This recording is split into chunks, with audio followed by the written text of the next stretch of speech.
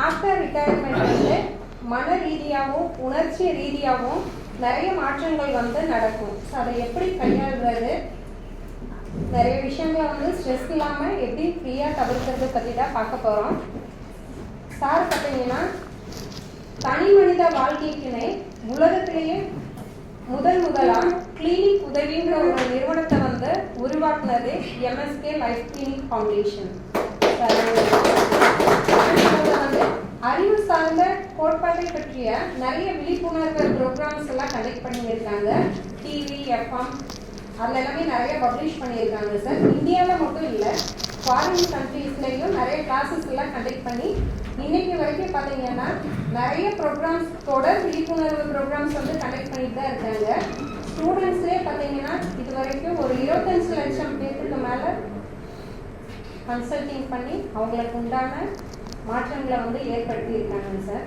So நமக்கு madam பற்றி சொல்லணும்னு பார்த்தீங்கன்னா லேடிஸ்க்கு அதுவும் இந்தியாவிலேயே ஃபஸ்ட்டாக வந்துட்டு குழந்தைகளுக்கு வந்து நிறைய பிரச்சனைகள் எல்லாம் நடக்குது. அதுக்கான சொல்யூஷன்ஸ் எல்லாமே இவங்க கொடுக்குறாங்க.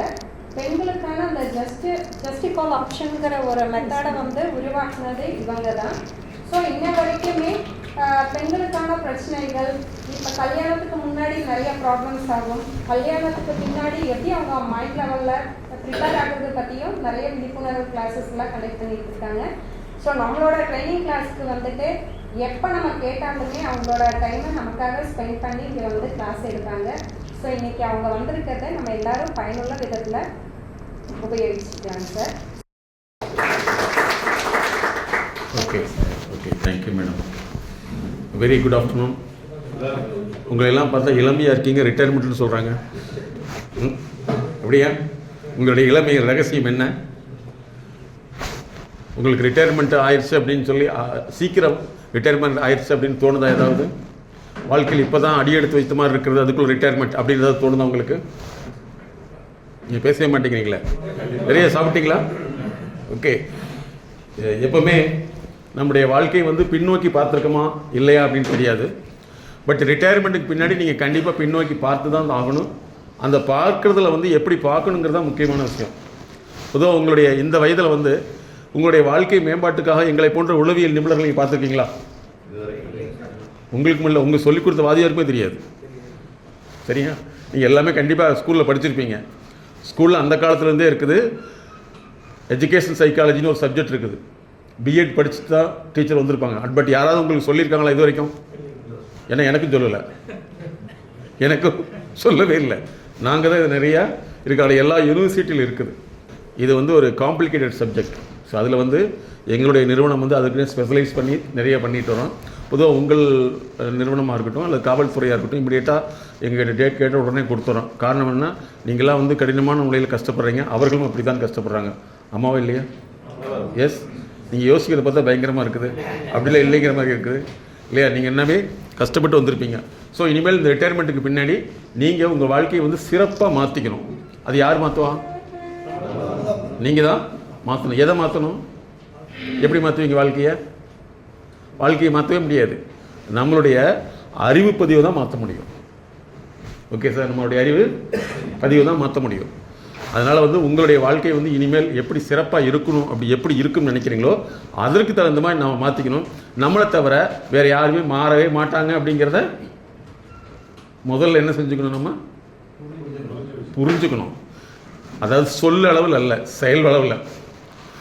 நாங்கள் வந்து நிறைய மிகப்பெரிய நிறுவனங்கள் வரைக்கும் எங்களுடைய கன்சல்டன்சி இருக்குது. நாங்கள் ஒரு 15 வருஷத்துக்கு முன்னாடி பார்த்தவர்கள் வந்து இன்றைக்கி அவங்கள பார்க்குறப்ப அவங்களுக்கு வயசாகிடுச்சு நாங்கள் எப்படி திரும்ப நினைக்கிறோம், அவங்க பழைய சிந்தனையிலே இருக்காங்க. இப்போ வயசாகிடுச்சுடைய அடையாளம் என்ன? பழைய சிந்தனையிலேயே இருக்கிறது. பழசவே கரெக்டுன்னு சொல்கிறது, புதுசாக வந்து ஏற்றுக்கொள்ள முடியாது, ஏற்றுக்கொள்ள தெரியாது. அப்போ பழைய சிந்தனையில் இருக்கிறது தான் வயதானவனுடைய அடையாளம். வயதாயிடுச்சுன்னா என்ன அடையாளம்னா, அதெல்லாம் அப்படி நடக்கக்கூடாது அப்படின்னு நீங்கள் சொல்லலாம். ஆனால் நடக்குதே, அதுக்கு என்ன பண்ணுறது இல்லைங்களா? டிசீஸ் வரக்கூடாதுன்னு சொல்கிறோம், டிசீஸ் வரதை என்ன செய்கிறது? ஆனால் அதை எவ்வாறு புரிந்து கொள்ள வேண்டும் அப்படிங்கிறது தான் முக்கியமான விஷயம். பொதுவாக வந்து வாழ்க்கைன்னு கேள்விப்பட்டிருப்பீங்க. வாழ்க்கையை நம்ம எதாவது அளந்து பார்த்துருக்கோமா இது வரைக்கும்? முக்கியமான ஒரு விஷயம் என்னென்னா, நீங்கள் ஒரு 3 மணி நேரம் ஸ்டூடெண்ட்டாக இருக்க போகிறீங்க. ஓகே ஸ்டூடெண்ட், உங்கள் வயசில் என்ன செஞ்சிடணும்? மறந்துடணும். நீங்கள் 3 மணி நேரத்துக்கு ஸ்டூடெண்ட்டாக இருக்க போகிறீங்க. உங்களுக்கு கேட்கக்கூடிய திறன், கேட்டு புரிந்து கொள்ள திறன், அதில் ஆர்வம் இருக்கிறது, இதெல்லாமே வந்து நீங்கள் செக் பண்ணிக்கலாம் உங்கள்கிட்ட எந்த அளவுக்கு இருக்குன்னு சொல்லிட்டு.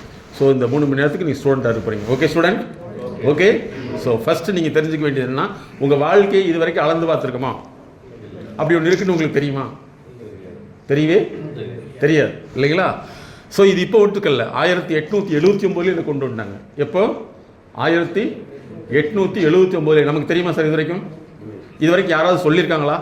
உங்களுக்கு தரக்கூடிய தகவல் எல்லாமே வந்து பொதுவான தகவல் தானே தவிர வளர்ச்சிக்கான தகவல் அல்ல. அது படிப்பாக இருந்தாலும் சரி, செய்தியாக இருந்தாலும் சரி, அது உங்களுக்கு வளர்ச்சிக்கான ஒரு தகவலே அல்ல.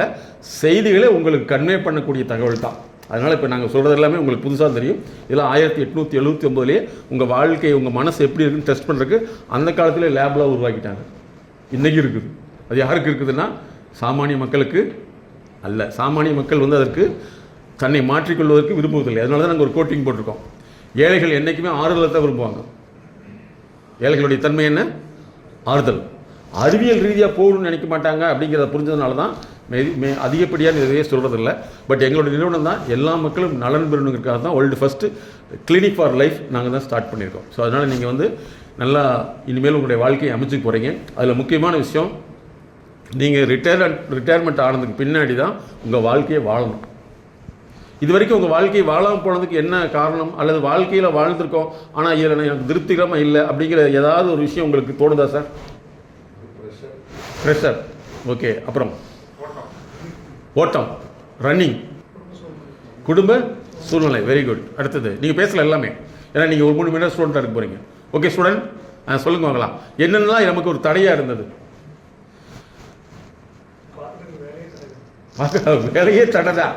தடையே அதுதான், உண்மைதான். தடையே அதுதான் இல்லை. Okay good. அடுத்தது யோசிச்சு பாருங்க. ஆனால் நீங்கள்லாம் ஒரு வகையில் பரவாயில்ல. எப்படின்னா காவல்துறையெல்லாம் பாருங்கள் எவ்வளோ கடினமான வேலை. சனி ஞாயிறு கூட லீவே கிடையாது இல்லையா? நடு ரோட்டில் நின்றுந்தாலும் அந்த பந்தோபஸ்து முடிவு வரைக்கும் நின்று தான் ஆகும். ஸோ அந்த வகையில் பார்த்தீங்கன்னா அவர்களுக்கெல்லாம் ஒரு மிகப்பெரிய ஒரு என்ன சொல்கிறது, அவருடைய சர்வீஸ். அதே மாதிரி உங்களுடைய சர்வீஸ் அப்படி தான். அதனால தான் இந்த 2 துறைகளும் எப்படித்தாலும் எப்படிங்க கரெக்ட். அது ஒரு வகையில் நல்லதான். அந்த ஓட்டம் இல்லைங்கிற அடுத்து இப்போ இன்னைக்கு அதனால வெரி குட்.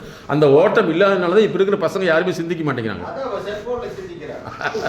செல்ஃபோன் சிந்திக்கல, செல்ஃபோனை சிந்த வைக்குது இல்லையா? பணத்தையும் அறிவையும் சுத்தமாக சிந்திக்க வைக்கல. இதனுடைய விளைவு என்னாகும்? அவன் நினைக்கிறது மட்டும்தான் கரெக்ட். அந்த ஓட்டை எத்தனை வருஷத்துக்கு ஓடுங்கிறீங்க?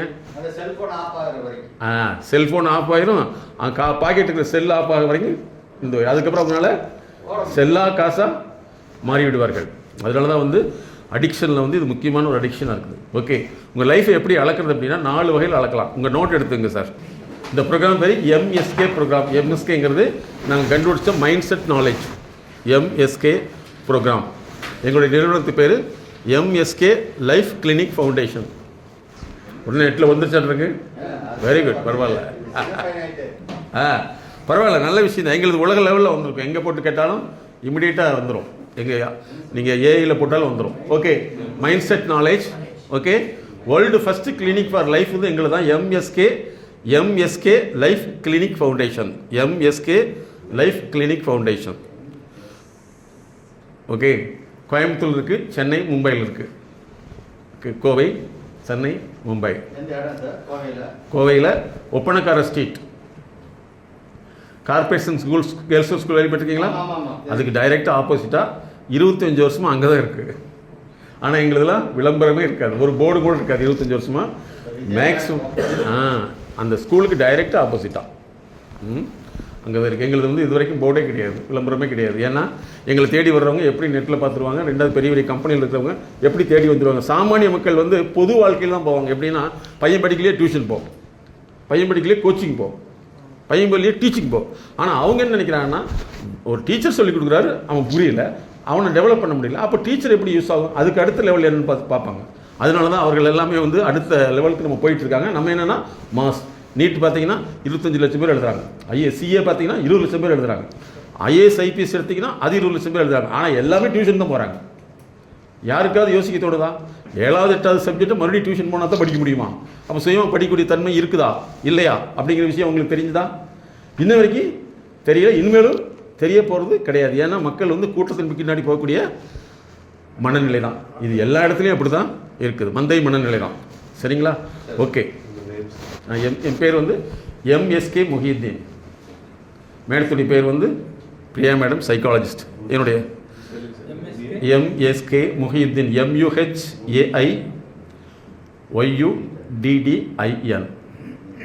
ஓகே.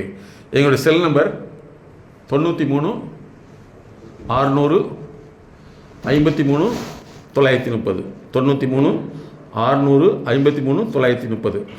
மேடம் வந்து பிரியா மேடம். அவங்க பெண் குழந்தைகளுக்கான ஸ்பெஷலிஸ்ட். பெண் குழந்தைகள் எல்லாத்துக்குமே. அவங்களுடைய செல் நம்பர் 93 602 53 930. இந்த 2 நம்பருக்கு என்ன வித்தியாசம் வந்து? Okay, yes, 93 602 53 930. எங்களுடைய YouTube channel MSK life TV. MSK life TV. MSK life TV. Life TV. Life TV. LIFE. MSK LIFE life TV. TV. அதில் ஓட்டிங்கன்னா நிறையா இருக்குது. இன்றைக்கி பார்த்து ஆரம்பிச்சிங்கன்னா ஒரு நாளைக்கு ஒரு வீடியோ பார்த்தீங்கன்னா அது பார்த்து முடிக்கிறது ஒரு 10 வருஷம் ஆகும். 10 வருஷம் ஆகும். எல்லாம் 1 மணி நேரம் 1.5 மணி நேரம் இருக்கும். ரியாலிட்டி வீடியோஸ் நிறைய போட்டிருப்போம். எங்களுக்கு அந்த மாதிரி இருக்குது. ஸோ எங்களுக்கு வந்து 32 வகையான, அதாவது 360 ப்ராஜெக்ட்ஸ் கன்சல்டன்சி இருக்குது. ஈவன் அதாவது பைலட்லேருந்து ஆர்டினரி எல்லா லெவலையும், ஈவன் எஜுகேஷனல் எல்கேஜி குழந்தையிலேருந்து MPPS MD வரைக்கும் எங்களுடைய கன்சல்டேஷன் இருக்குது. ஓகே, சரி. இப்போ நம்ம வாழ்க்கையை எப்படி அளக்கலாம்னா, நீங்கள் 4 வகையில் அளந்துக்கலாம். உங்கள் வாழ்க்கையை, உங்களை வாழ்க்கையை அளந்துக்கலாம், யார் வேணாலும் அளந்துக்கலாம். இதுதான் மீட்டர். சரிங்களா? இப்போ நம்ம ஒரு மனிதனுடைய வாழ்க்கையை அளக்கணும் 4 வகையில். ஃபஸ்ட்டு வந்து உங்களுடைய எஜுகேஷனல். உங்கள் வாழ்க்கையை அளக்கிறது எஜுகேஷனல், படிப்பு, அதாவது கல்வி. செகண்ட் வந்து பொருளாதாரம்.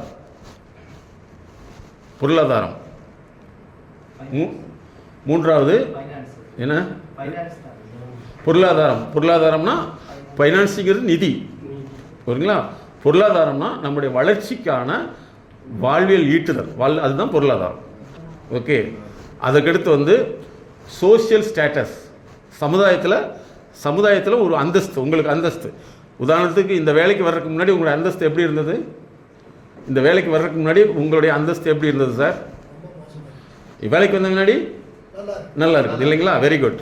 இதுதான் சோஷியல் ஸ்டேட்டஸ். அதற்கடுத்து வந்து சைக்கலாஜிக்கல் ஹெல்த். இதுதான் முக்கியமான விஷயம். சைக்கலாஜிக்கல் ஹெல்த், அதாவது உடல் ரீதியான ஆரோக்கிய குறைபாடு. நீங்கள் உடனே மருந்து எடுத்து சாப்பிட்டுக்குவீங்க இல்லையா? தலைவலி, காய்ச்சல் எல்லாமே வச்சுருக்கீங்க. சைக்கலாஜிக்கல் ஹெல்த் தான் மிகப்பெரிய ப்ராப்ளம். அதுதான் நிறைய பேருக்கு தெரியாது. சைக்கலாஜிக்கல் ஹெல்த் என்னென்ன ப்ராப்ளம் இருக்குது? உதாரணத்துக்கு ஹார்ட் அட்டாக் வந்து யாராவது ஹார்ட் அட்டாக் பண்ணாங்களா? வாழ்க்கை பிரச்சனை தான். பிளட் ப்ரெஷர் யாராவது ப்ரெஷர் பண்ணாங்களா? ஒன்றுமே இல்லை. அதற்கடுத்து பார்த்தீங்கன்னா, நீங்கள் ஒன்று எடுத்து பார்த்தீங்கன்னா, இன்றைக்கி சொல்லக்கூடிய சர்க்கரை வியாதிக்கு காரணம் அவங்க மன அழுத்தம் தான் சொல்கிறாங்க. வாழ்க்கை அழுத்தம். மன அழுத்தங்கிற வார்த்தையை நாங்கள் எடுத்துக்கொள்வதில்லை. வாழ்க்கை அழுத்தம் தான் நமக்கு என்ன ஆகுது? சர்க்கரை வியாதியை உண்டாக்கிறது.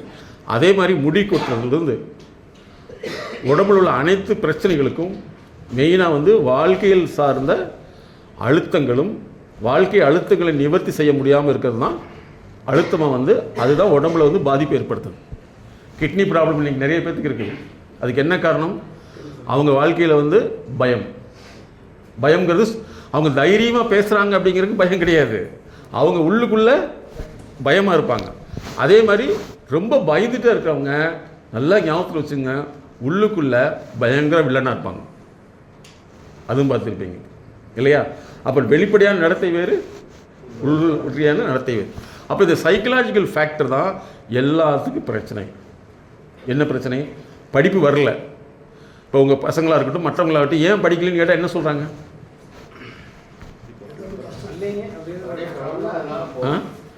என்ன சொல்கிறாங்க? சும்மா சொல்லுங்கள். என்ன சொல்கிறாங்க? வரல,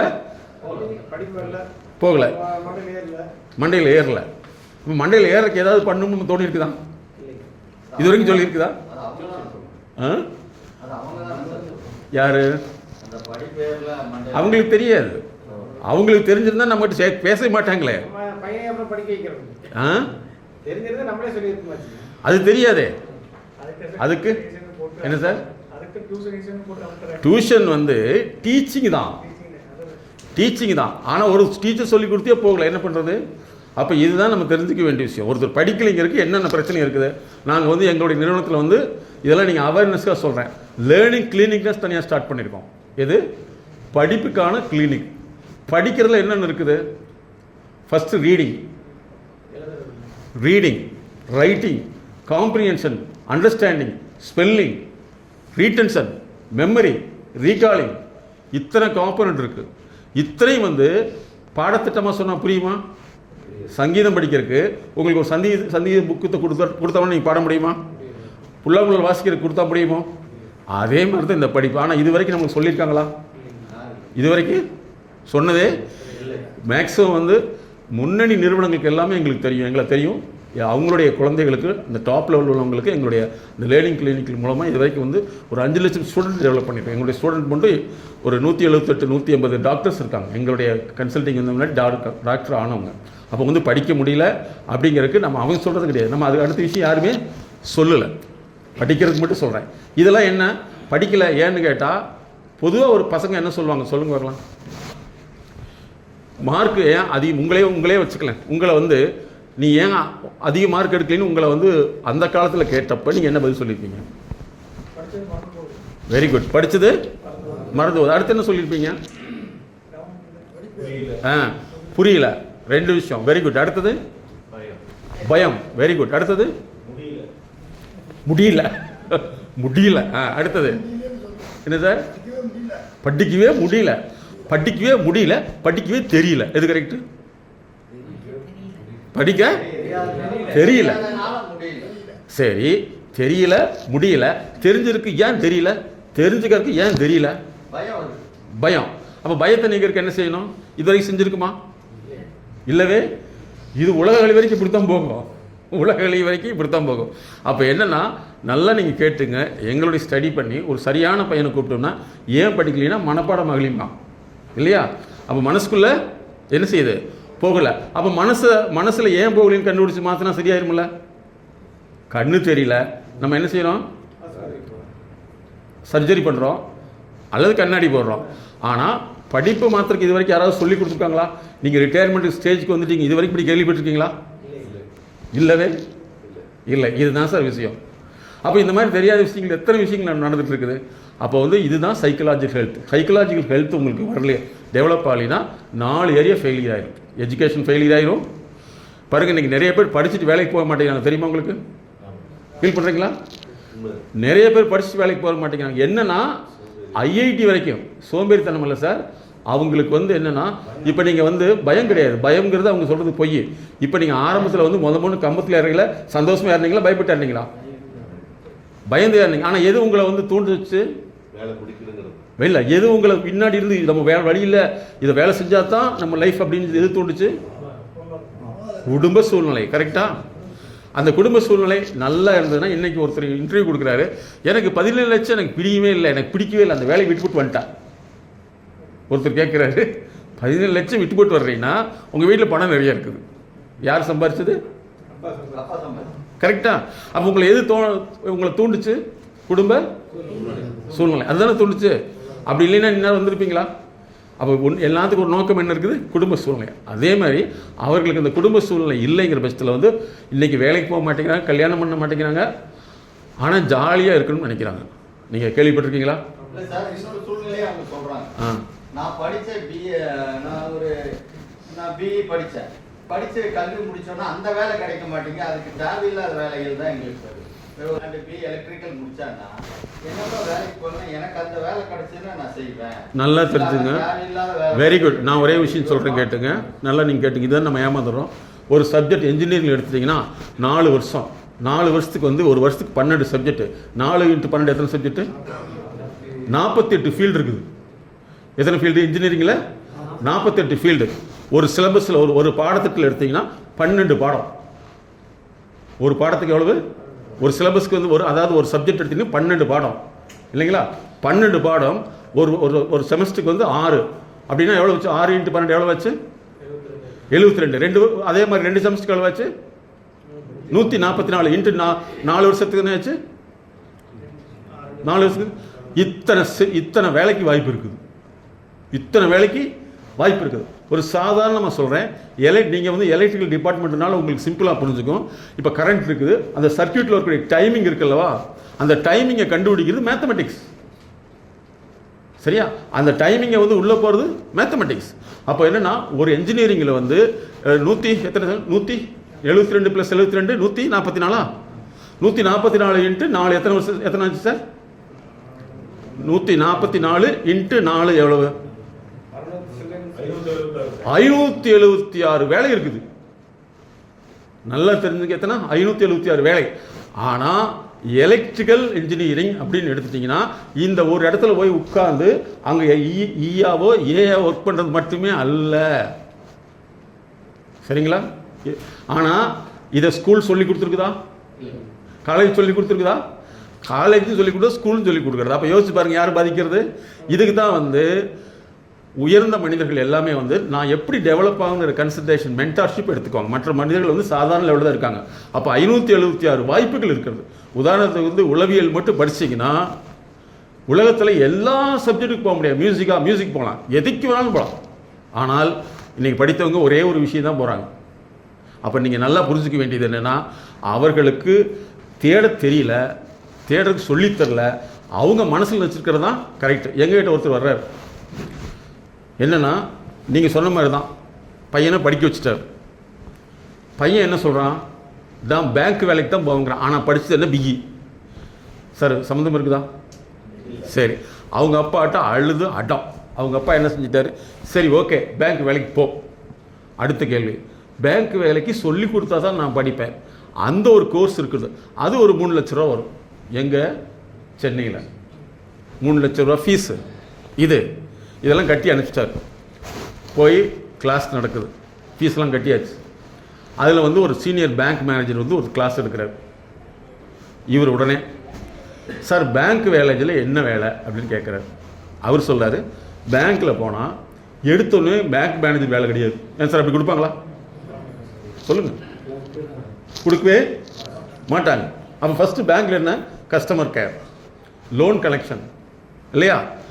அதுக்கடுத்து வந்து கஸ்டமர்கிட்ட நிறையா இருக்குது. இதெல்லாம் ஒன்று ஒன்றா சொல்லிவிட்டு அப்புறம் ஒரு டார்கெட், எத்தனை லோன் நீங்கள் பிடிக்கணும், அது இதெல்லாம் பண்ணு, இதுதான் செய்வாங்க.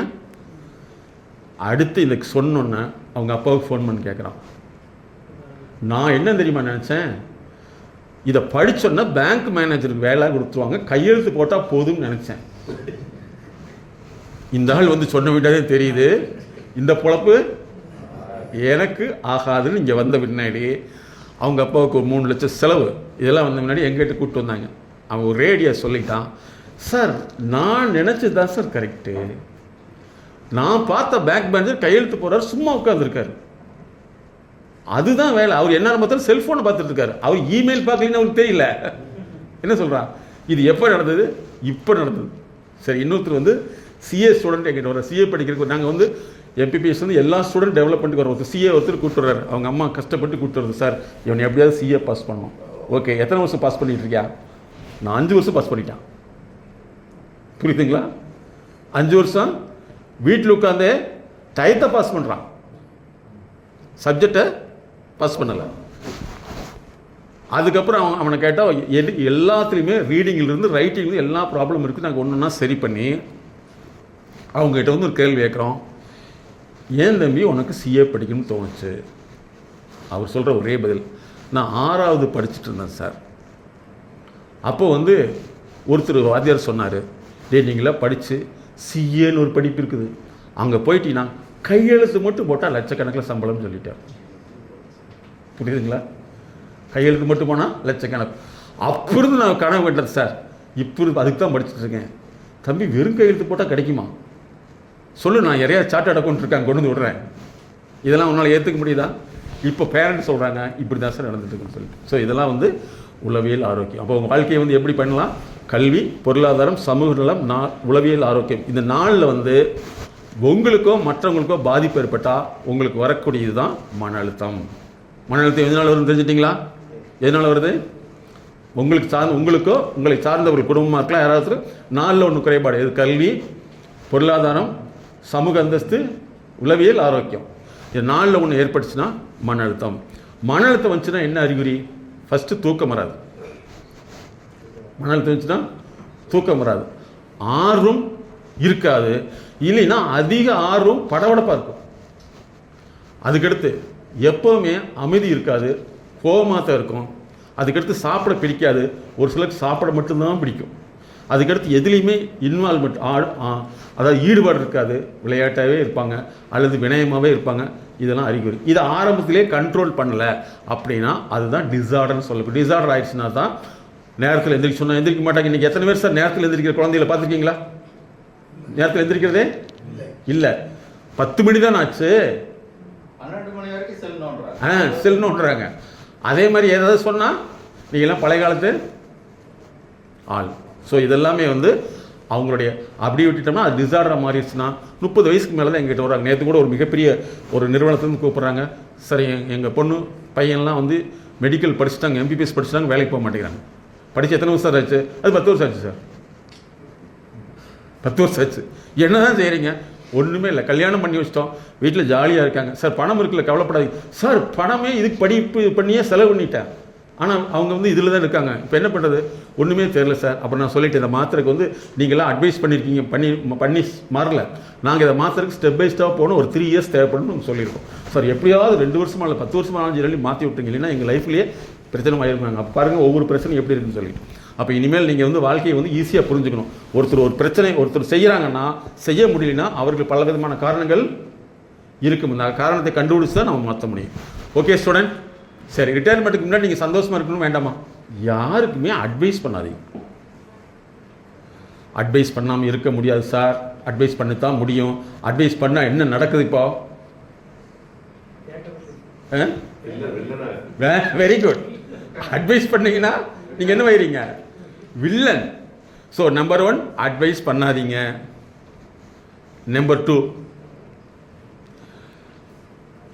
தேவையில்லாமல் நிறையா செலவு பண்ணாதீங்க. எல்லாத்துக்கும் ஒரு கணக்கு என்ன சார்? பையன் வந்து நல்லா படிக்கணும்னு ஆசைப்பட்டு ஒரு 2.5 லட்ச ரூபாய்க்கு வண்டி வாங்கி கொடுத்து இது தப்பான்னு கேட்குறாங்க. இது தப்பா சார்? 2.5 லட்ச ரூபா வாங்கி கொடுத்தா அந்த பையன் நல்லா படிப்பானாம். இது சாத்தியம் இருக்குதா? இல்லவே இல்லை. இது வாங்கி கொடுத்தா என்ன செய்வான்? ஜாலியாக சுற்றுவான். அதனால் தேவையில்லாமல் செலவு பண்ணக்கூடாது. அதுக்கடுத்து உறவினர் வீட்டுக்கு போனீங்கன்னா போனோமா சாப்பிட்டோமா அப்படின்னு வந்துடணும். அங்கே போய் உட்காந்துட்டு நான் என்ன சொல்கிறேன்னா, இப்படியெல்லாம் பண்ணால் நல்லா இருப்பீங்கன்னு சொல்லிட்டு வந்துட்டீங்கன்னா முடிஞ்சு வச்சு. என்ன இது அடுத்தது? அந்த மாதிரி அனுபவப்பட்டிருக்கீங்களா? சார் வீட்டில் போய் அட்வைஸ் பண்ணிட்டு வந்தேன், அதுக்கப்புறம் தான் பிரச்சனையே ஸ்டார்ட் ஆச்சு. அப்படி தான் நடந்துட்டு அவங்க வாழ்க்கையில் நடக்கவே இல்லை. அப்போ கொடுத்து வச்சவங்க நீங்கள்லாம். இன்றைக்கி நிறைய பேர் வந்து ஃபேமிலி குடும்பம் பிரிஞ்சதுக்கு காரணமே இதுதாங்கிறாங்க. அதனால் அடுத்தவங்களுக்கு வந்து யாருமே நல்லா ஞாபகத்தில் வச்சுங்க. சொந்தக்காரங்க உங்கள்கிட்ட வந்து ஐடியா கேட்க வருவாங்கன்னு நினச்சிட்டிங்களா? வரவே மாட்டேன். எதுக்கு வர்றாங்க?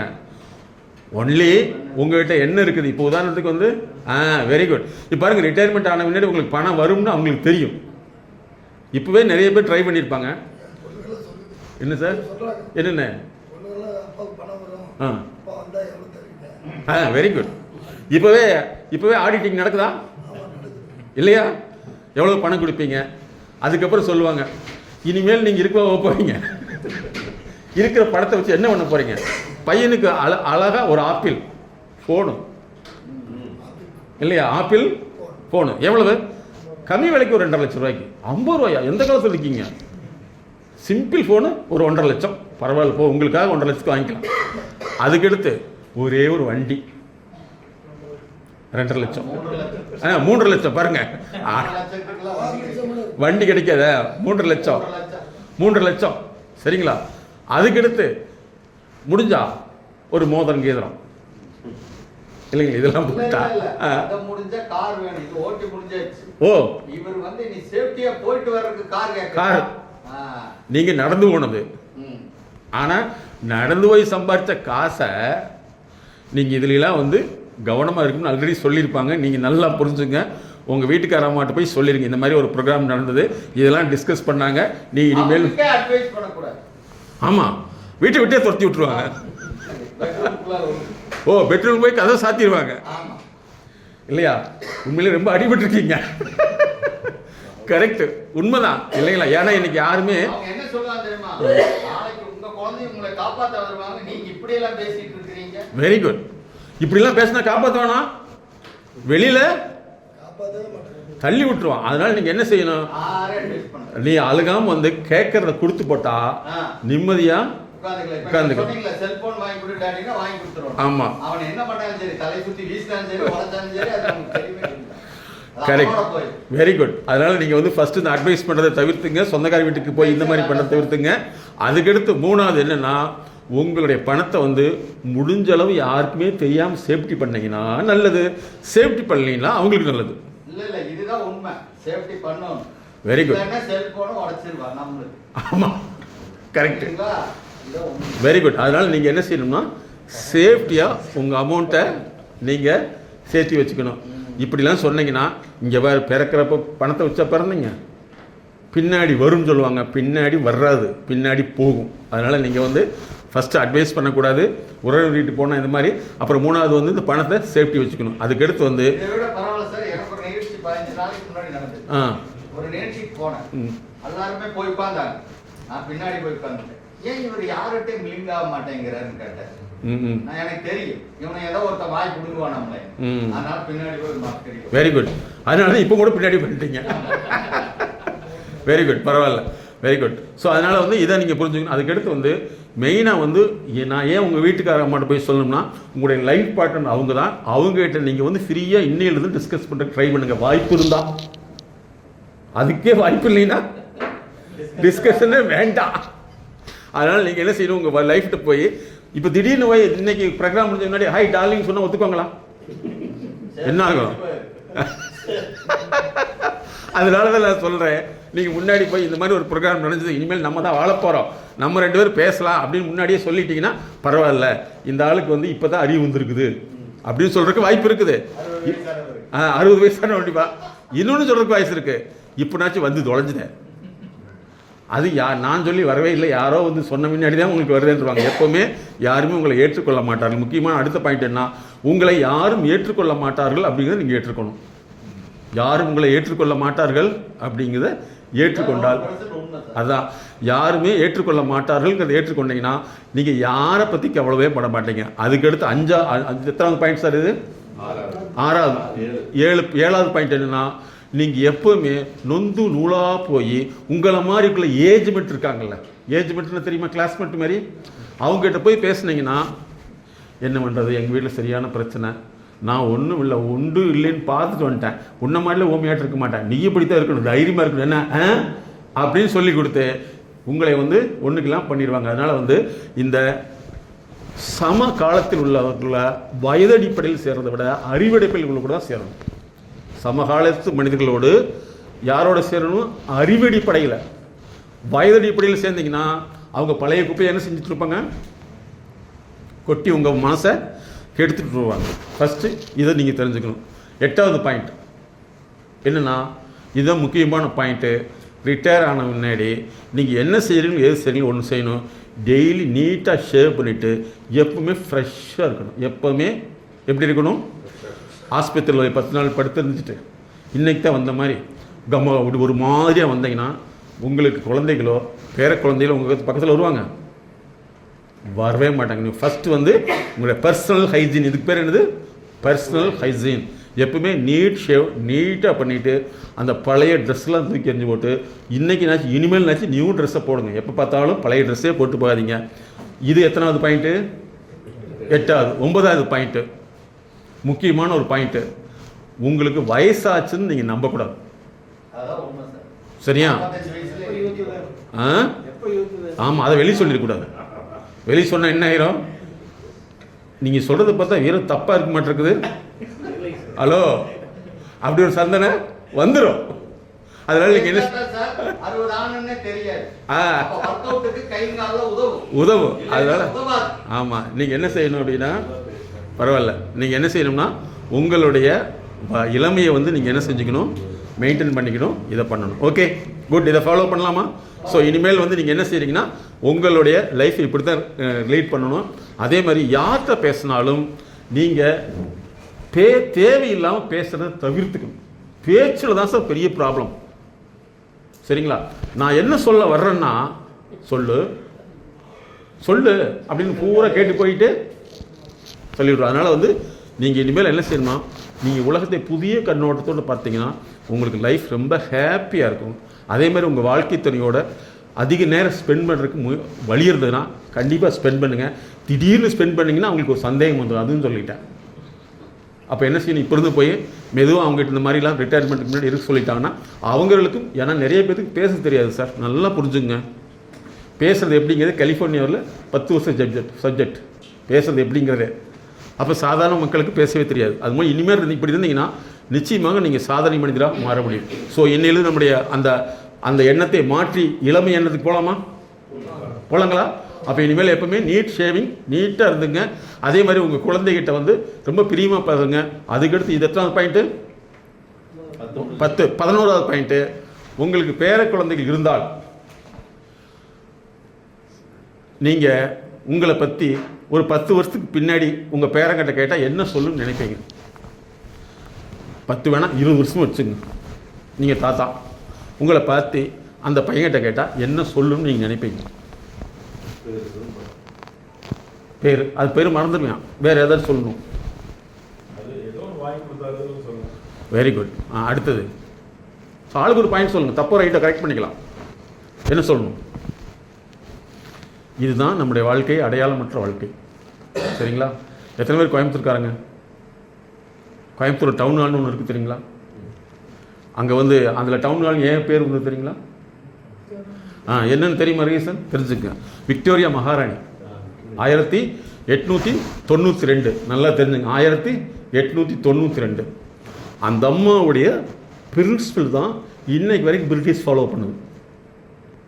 நல்லா தெரிஞ்சுங்க, வாய் வழி கிடையாது, அறிவு வழி.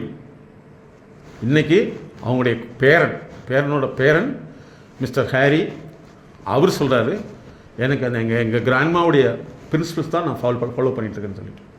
அப்போ உங்கள் வாழ்க்கை வந்து 20 வருஷத்துக்கு முன்னாடி என்ன சொல்லணும்னா, எங்கள் தாத்தா நல்ல புத்தகங்களை வாங்கி கொடுத்தார், நல்ல புத்தகங்களை படிப்பதை நான் பார்த்தேன் அப்படின்னு சொன்னார் அப்படின்னா நீங்கள் அவன் மட்டும் உயிரோடு இருக்கீங்கன்னு அர்த்தம். ஓகேவா? அப்போ இனிமேல் உங்கள் பேர குழந்தைகளுக்கு எதை உருவாக்கணும்? நோம்புக்கு துணி எடுத்து கொடுக்கறத விட புக் ஸ்டாலுக்கு கூட்டிகிட்டு போங்க, வாங்கி கொடுக்காதீங்க, புக் ஸ்டாலுக்கு கூப்பிட்டு போங்க. புதிய உலகத்தை பாருங்கள், புதிய நட்புகளை உருவாக்குங்க. உங்கள் ரிட்டையர்மெண்ட் லைஃப் நியூ ஃப்ரெஷ் லைஃபாக மாறிக்கும். Okay friends, okay student, follow பண்ண முடியுதுங்களா? அதே மாதிரி உங்களுடைய வாழ்க்கையில் வந்து இது வரைக்கும் நீங்கள் எதுவுமே வாங்கியிருக்க மாட்டீங்க. ஒரு 100 ரூபாய்க்கு ஒரு மாதத்தில் வந்து ஒரு புத்தகத்தை வாங்கி படிக்க தெரியுதோ இல்லையோ குறைஞ்சபட்சம் நடி, அது வந்துடும். ரெண்டாவது, உங்களுக்கு என்னென்னா புதிய செய்தி உள்ள வகையில் என்ன ஆகும்? புத்தி பழசா போகுமா? புகைப்படும். உங்களுக்கு தெரிஞ்ச வார்த்தை மட்டும் எழுதி பாருங்க சார், ஒரு 300 வார்த்தை கூட வராது சார். கரெக்டுங்களா? சமீபத்தில் நாங்கள் நிறைய பொலிட்டிக்கல் உள்ள ரிசர்ச் ஸ்காலர்லாம் பார்க்குறோம். ஒரு உணர்ச்சிகளையும் ஒரு வார்த்தைகளை வெளிப்படுத்துகிறாங்க. அப்போ வார்த்தை அறிவு வேணுங்கிறது முக்கியமான வேணும். அப்போ வார்த்தை அறிவு நீங்கள் அதிகப்படுத்திங்கன்னா ஹாப்பியாக இருக்கலைன்னா பழைய வார்த்தை நான் என்ன சொல்கிறேன்னா அப்படித்தான் இப்படித்தான், இதை தவிர வேறு எதுவுமே நம்ம பேச தெரியாது. ஸோ இனிமேல் அப்படி மாற்றிக்கலாமா ஸ்டூடெண்ட்? ஓகே, உண்மையில் ஹாப்பியாக இருக்க போகிறீங்க. அடுத்து வந்து மேடம் வந்து உங்கள்கிட்ட ஃபஸ்ட்டு ஒரு பாட்டு எடுக்க போகிறாங்க. மேடத்தை பற்றி சொல்லணும்னா, அதாவது வந்து உலகத்திலேயே முதலாக பெண்கள் வந்து கஷ்டப்பட்டுட்டா, அல்லது பெண் வீட்டில் கல்யாணம் பண்ணுற பெண்ணாக இருக்கட்டும், அல்லது வேறு எந்த பெண்ணு கஷ்டப்பட்டாலும் யார்கிட்ட போய் பக்கத்தில் போய் சொன்னால் என்ன ஆயிரும்? பிரச்சனை குறையுமா அதிகமாகுமா? அதிகமாகும் இல்லையா? அதே மாதிரி எல்லா விஷயத்தையும் சொன்னாலும் பிரச்சனை அதிகம், சொல்லாமல் இருந்தாலும் இவங்களால தாங்க முடியாது. அப்போ பெண்கள் எப்படி கஷ்டப்படுறான்னு சொல்லி தான் கிட்டத்தட்ட வந்து இதை வந்து உலக சுகாதார நிறுவனம், வேர்ல்டு ஹெல்த் ஆர்கனைசேஷன் 2014 தான், நல்லா தெரிஞ்சு சார், 2014 தான் உளவியல் முதலுதவிங்கிறது உலகத்துக்கு ஆரம்பிக்கணும்னு சொன்னாங்க. எப்போ 2016. ஆனால் மேடம் வந்து அது ஒரு வருஷத்துக்கு முன்னாடி 2015 பெண் குழந்தைகளுக்கான ஜஸ்ட் கால்னு ஒரு உளவியல் முதல் உதவி எண்ணை உருவாக்கி அந்த எண்ணை தான் உங்கள்கிட்ட கொடுத்துருப்பேன். ஒரு பெண்ணுக்கு நீங்கள் கல்யாணம் பண்ணி கொடுக்குறது பெரிய விஷயமே இல்லை.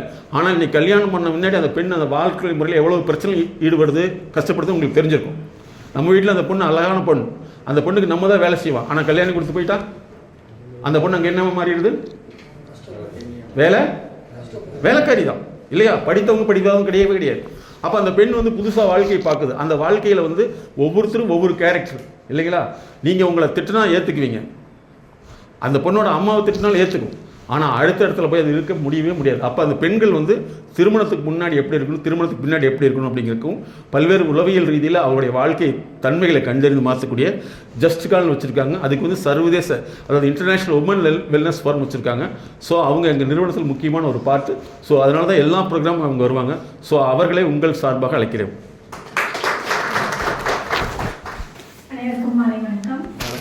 சைக்காலஜிஸ்ட் எம்எஸ்கே பிரியா, உளவியல் சகோதரின்னு சொல்றேன். எம்எஸ்கே லைஃப் கிளினிக் ஃபவுண்டேஷன்ல பெண்களும் பெண் குழந்தைகளுக்கும் சிறப்பு உளவியல் நிபுணராக இருக்கேன். இப்போ பெண்களை மட்டும் ஏன் குறிப்பிட்டு சொல்றாங்க, ஏன் ஆண்களுக்கெல்லாம் பிரச்சனை வருது இல்லையா அப்படின்னா, ஆண்களை விட பெண்களுக்கு வந்து வீட்டு சூழலையே இருக்கிறதுனால அவங்களுக்கு பிரச்சனைகள் அதிகமா இருக்குது. அவங்களுக்கு வளர்க்கப்பட்ட முறை இங்க வந்து சூழலை சமாளிக்க முடியாதப்போ பல பிரச்சனைகளை அணுகுறாங்க. இப்போ மேக்ஸ் அண்ட் சயின்ஸில் தான் உலகமே இயங்குது. இது கரெக்டு தானே? Maths and science. ஆனால் நம்மளுக்கு பாடத்திட்டத்தில் எல்லாமே சொல்லி கொடுத்துருக்காங்க. ஆனால் பாடத்திட்டம் வேறு, வாழ்க்கை திட்டம் வேறுங்கிறது நம்மளுக்கு தெரியாமல் படித்தா எல்லாமே நடந்துரும்னு சொல்லி ஒரு பார்வையிலேயே நம்ம செயல்படுறதுனால தான், ஒற்றை பார்வையிலேயே செயல்படுறதுனால தான் பல பிரச்சனைகளை எதிர்கொள்கிறாங்க. அதில் பெண்கள் வந்து ஒரு குடும்பத்திலிருந்து இன்னொரு குடும்பத்துக்குள்ள வர்றப்ப நல்லா தான் வர்றாங்க. ஆனா அந்த சூழல் அவங்கள மாத்துறப்ப தான் பல பிரச்சனைகளை சந்திக்க வேண்டியது இருக்கு. நல்லவங்களா இருந்தா கூட, கூட இருக்கிறவங்களோ இங்க நடக்கிற சாதாரண நிகழ்வா இருந்தா கூட தன்னோட பெற்றோர்கள் இடத்துல கூப்பிட்டு எனக்கு இந்த மாதிரி அப்படின்னு ஏதாவது சொல்லுவாங்க. உடனே அங்கிருந்து என்ன பண்ணுவாங்க, ஒரு ரிப்ளை கொடுப்பாங்க. அப்படியெல்லாம் இருக்காத. ஏதோ ஒரு கமெண்ட் கொடுக்குறப்ப இவங்க நல்ல செயல்பாட்டில் இருக்கிறவங்களும் கூட ஒரு குறிப்பிட்ட ஸ்டேஜில் பிரச்சனைக்கு ஆளாக்கப்படுறாங்க.